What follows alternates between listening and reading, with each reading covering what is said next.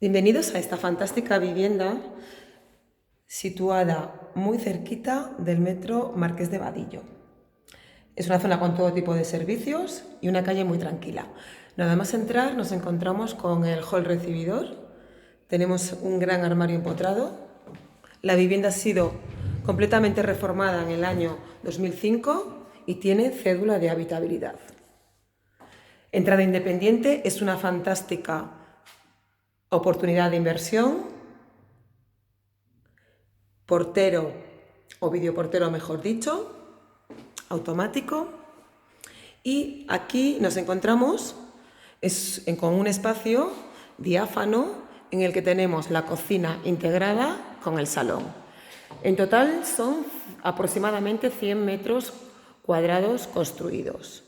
La cocina quedaría equipada con todos los electrodomésticos. Aquí veis una isla muy bonita. Tenemos incluso lavavajillas. Es un bajo, pero con muchísima luz, gracias a sus amplios ventanales y con mucha intimidad, ya que tienen una mampara para que no te puedan ver desde el exterior. Ventanas de Climalit oscilobatientes, calefacción y aire acondicionado por conductos de obra. Y tenemos una zona de habitación semi-independiente con el baño integrado. Ese sería el espacio.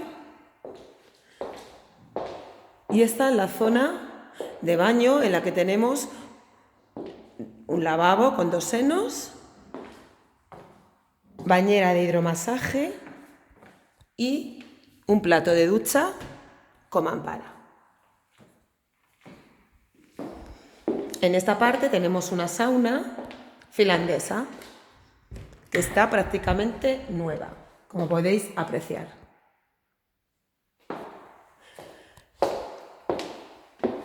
La zona de inodoro está independiente, lógicamente, con extracción.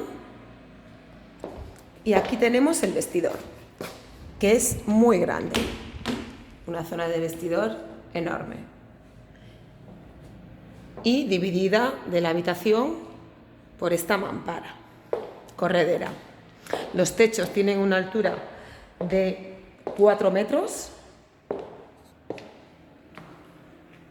Y lo mejor es que vengáis a verla porque es una vivienda fantástica.